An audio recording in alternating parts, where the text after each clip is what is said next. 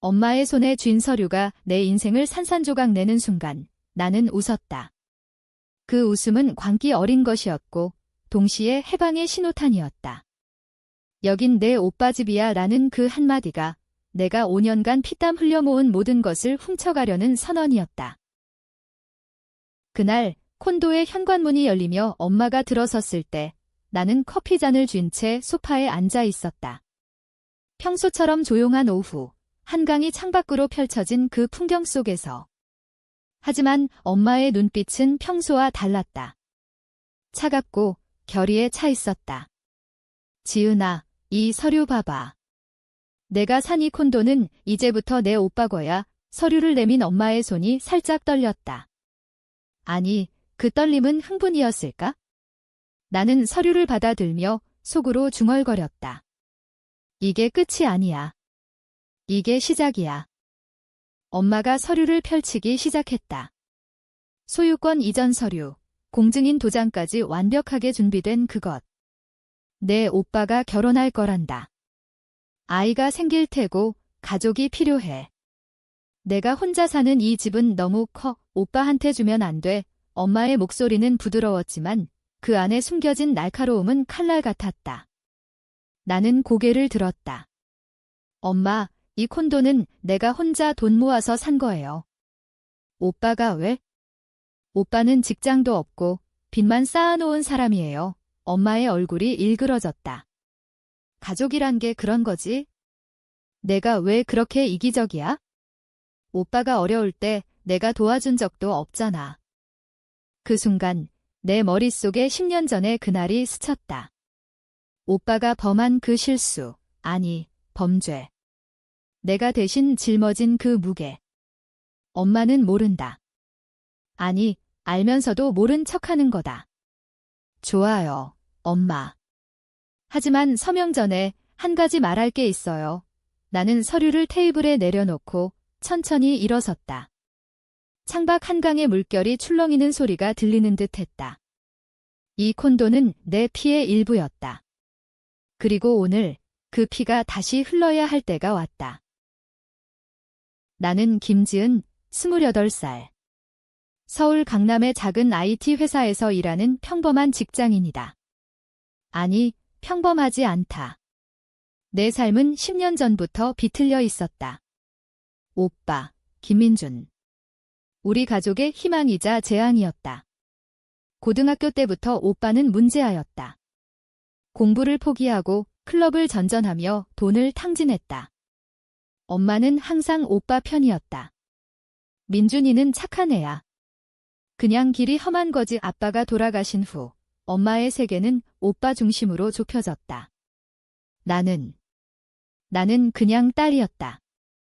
돈 버는 기계, 가족의 버팀목. 콘도를 산 건 2년 전 일이다. 회사에서 보너스를 받고 은행 대출을 끼워서 겨우 마련했다. 월세에 치여 사는 삶에서 벗어나고 싶었다. 한강이 보이는 30평대 아파트, 내 첫 번째 성취였다. 매일 아침 커피를 마시며 창밖을 보며 다짐했다. 이제 내 삶이야. 하지만 가족은 그걸 용납하지 않았다. 오빠가 결혼 소식을 알린 후부터 엄마의 방문이 잦아졌다. 지은아, 오빠 결혼식에 얼마 줄 거야? 집 좀 빌려줄 수 없어. 처음엔 웃으며 넘겼다. 하지만 오늘 그 서류를 보며 깨달았다. 이건 빌리는 게 아니다. 훔치는 거다. 엄마, 왜 오빠예요? 오빠가 결혼한다고 해도 왜 내 집을? 나는 물었다. 엄마는 한숨을 쉬며 앉았다. 내 오빠가 빚이 많아. 사업을 시작하려고 해. 이 콘도를 담보로 대출받으면 돼. 나중에 갚을 거야. 사업. 오빠의 사업은 늘 실패였다. 카페, 온라인 쇼핑몰, 지금은 크립토 투자라고 떠들지만 그건 도박일 뿐. 엄마, 그 사업이 실패하면요. 제 집까지 날아가요. 엄마의 눈이 번뜩였다.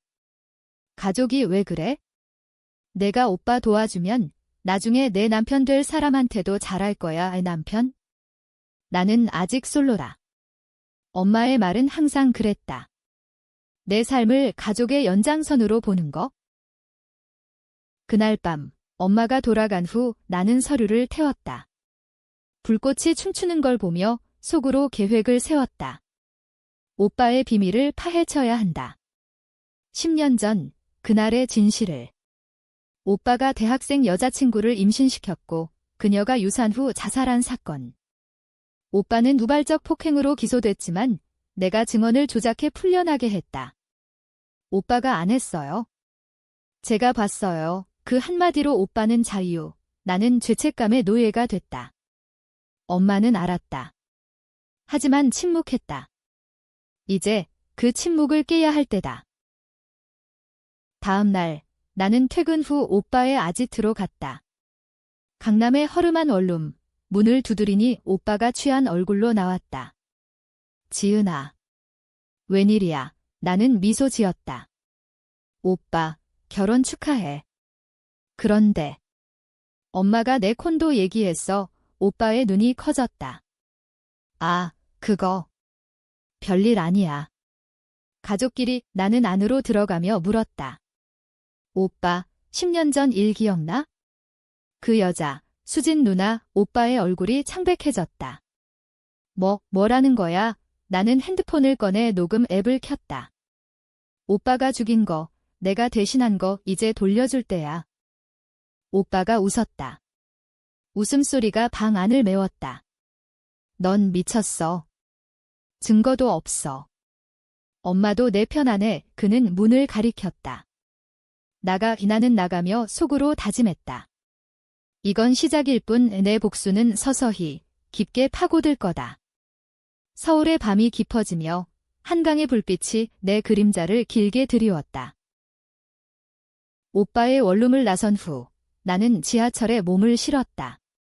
창밖으로 스치듯 지나가는 네온사인들이 내 마음을 비추는 듯 했다. K-팝 간판, 김치찌개 간판, 서울의 화려함 뒤에 숨겨진 어둠. 나처럼.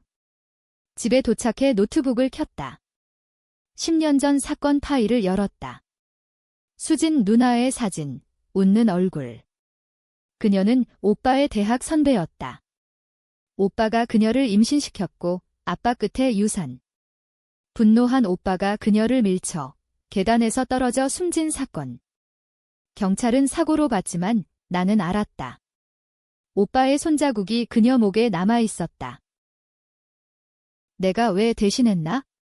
엄마의 눈물 때문이었다. 지은아, 오빠가 감옥 가면 우리 가족 끝이야. 내가 증언만 제대로 하면 돼. 18살, 고3이었던 나는 엄마의 무릎에 엎드려 울었다. 네, 엄마, 그날부터 내 삶은 변했다. 대학 입시 스트레스, 친구들의 소문, 그리고 영원한 죄책감. 오빠는 자유롭게 살았고 나는 회사에서 야근하며 돈을 모았다. 콘도는 그 보상이었다. 내 자유의 상징. 다음 주 엄마가 다시 왔다. 이번엔 오빠와 함께. 지은아, 서명해. 오빠가 변호사 만나서 모든 거 준비됐어. 오빠가 서류를 내밀며 웃었다. 동생, 고마워. 나중에 갚을게. 나는 차를 따르며 물었다. 오빠, 수진 누나 일은 어땠어? 결혼할 뻔한 거. 엄마의 얼굴이 굳었다. 그런 옛날 얘기 왜 꺼내? 사고였잖아. 오빠가 끼어들었다. 지은아, 그만해. 내가 왜 그렇게 집착해? 나는 웃었다. 집착. 오빠가 내 인생 훔친 거잖아. 공기가 무거워졌다. 엄마가 일어나며 소리쳤다. 너 때문에 가족이 망쳤어. 오빠가 왜 그렇게 됐어? 내가 더 잘 챙겼으면. 나는 충격에 눈을 깜박였다. 나 때문에 오빠가 나를 챙겨. 그는 항상 돈만 달라고 했다. 엄마, 오빠의 빚, 제가 갚은 거 얼마예요? 5천만 원. 그 돈으로 콘도 샀어요. 엄마가 헛웃음 지었다. 그건 내 선택이었어. 가족을 위해. 그날 밤 나는 수진 누나의 가족을 찾았다. 온라인 커뮤니티에서. 그녀의 동생, 이제 30대 초반인 여자가 있었다. 수진의 죽음은 사고가 아니에요. 진실을 알리고 싶어요. 댓글을 달며 연락처를 남겼다. 다음 날 그녀로부터 메시지가 왔다. 언니 얘기 들었어요. 만나요. 카페에서 만난 그녀, 박미경. 눈이 붉었다. 오빠가. 당신 오빠가 언니를 죽였어요. 증거 있어요. 녹취록. 미경 씨가 USB를 건넸다. 오빠의 목소리. 수진아, 얘는 없애. 나한테 짐이야. 그리고 다툼 소리. 나는 떨리는 손으로 들었다. 이게 진실. 내 복수의 첫 번째 무기. 도와줄게요. 하지만 조심해요. 우리 가족은 위험해요. 집으로 돌아와 나는 오빠에게 전화했다. 오빠, 결혼식 초대받았어. 그런데 선물로 뭐가 좋을까? 오빠가 웃었다. 돈. 나는 속으로 중얼거렸다. 내 목숨. 서울에 비가 내리기 시작했다. 창밖으로 콘도의 불빛이 희미해졌다. 내 마음처럼. 미경 씨와의 만남 후 내 삶은 두 갈래로 나뉘었다. 낮에는 회사에서 코딩하며 웃는 지은, 밤에는 복수의 그림자가 된 지은. 오빠의 결혼식 날짜가 다가왔다. 3주 후, 제주도 리조트. 엄마가 비용을 대라고 압박했다. 지은아, 오빠 결혼식에 1,000만 원만 나는 내라고 대답하며 속으로 계획을 다듬었다. 콘도 소유권 이전을 막기 위해 변호사를 고용했다. 이 서류는 무효예요. 강제 이전은 불법. 변호사의 말에 안도했다. 하지만 그건 시작. 오빠의 비밀을 파헤치기 위해 그의 SNS를 뒤졌다. 인스타그램에 올라온 사진들, 화려한 파티, 새 신부와의 셀카. 신부, 이하윤. 25살, 모델 지망생. 그녀의 계정을 보니 오빠와의 채팅 로그가 유출된 적 있었다. 오빠, 돈 좀. 오빠는 나처럼 가족에게 돈을 퍼주고 있었다. 나는 익명 계정으로 그녀에게 메시지를 보냈다. 민준 오빠의 과거 알아? 10년 전 살인. 하윤의 답은 빨랐다. 뭐요? 증거 있어요. 나는 USB 파일을 공유했다. 다음 날 그녀로부터 전화가 왔다. 언니, 진짜예요. 결혼 취소할래요? 나는 부드럽게 말했다. 생각해봐요. 하지만 조심해. 오빠는 위험해. 하윤은 울었다. 도와주세요. 돈도 없고. 이게 내 전략이었다. 오빠의 주변을 무너뜨리기. 엄마에게는 콘도 서류를 돌려주며 속삭였다. 엄마, 오빠 사업 투자할 사람 만났어요. 그런데 과거가. 엄마의 눈이 커졌다. 무슨 소리야? 나는 일부러 뜸을 들였다. 수진 누나 일, 오빠가. 엄마가 폭발했다. 그건 사고야. 내가 왜 다시 꺼내? 나는 차분히 말했다. 엄마도 알았잖아요. 제가 대신한 거. 엄마의 얼굴이 일그러졌다.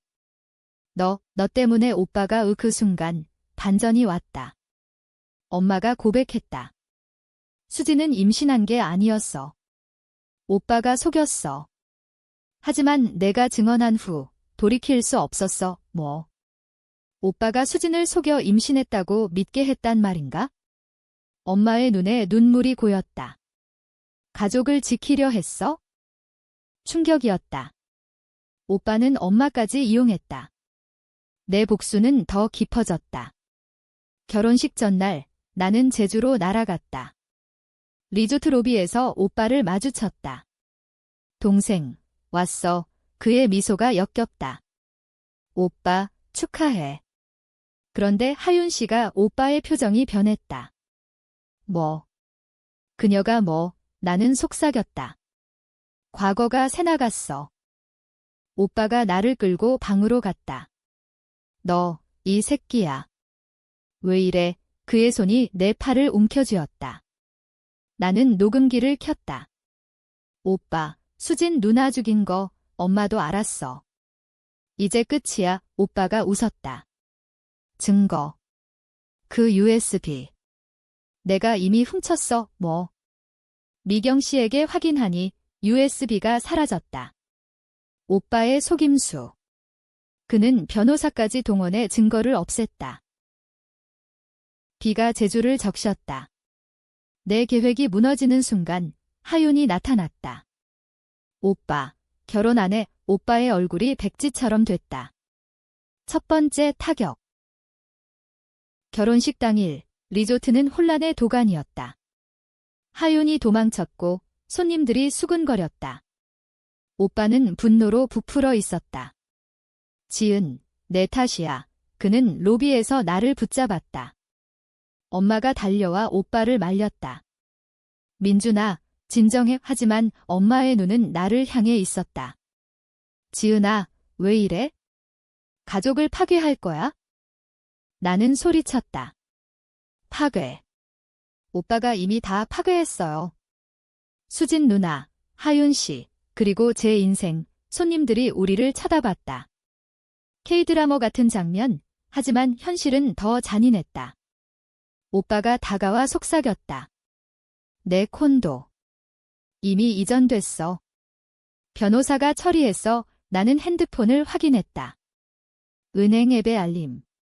소유권 이전 완료. 어떻게? 내 변호사가 배신? 내 변호사는 오빠의 지인이었다. 오빠의 네트워크, 돈으로 사들인 그물. 나는 무너질 뻔했다. 하지만 미경 씨가 도착했다. 지은 씨, 증거 복사본 있어요. 경찰에 제출했어요. 오빠의 얼굴이 일그러졌다.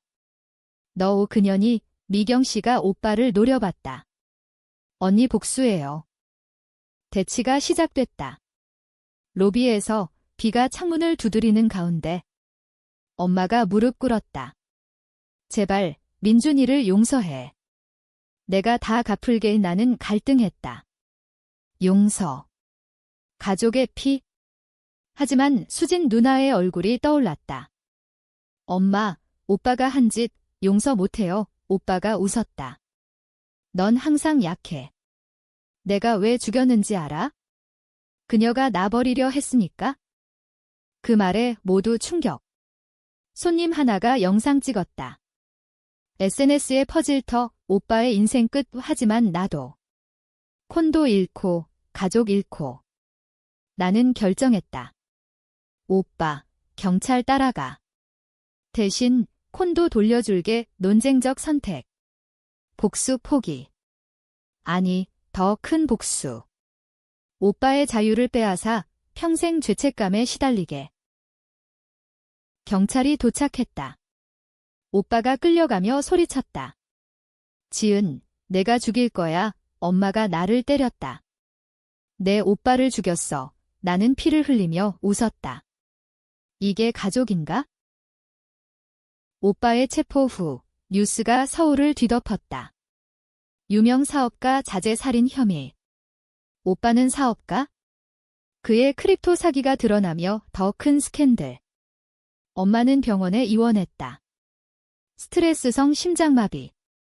나는 병실에서 엄마 손을 잡았다. 엄마, 미안해. 엄마가 눈을 뜨며 말했다. 아니야. 내가 맞았어. 내가 오빠를 너무. 눈물이 흘렀다. 콘도는 돌려받았다.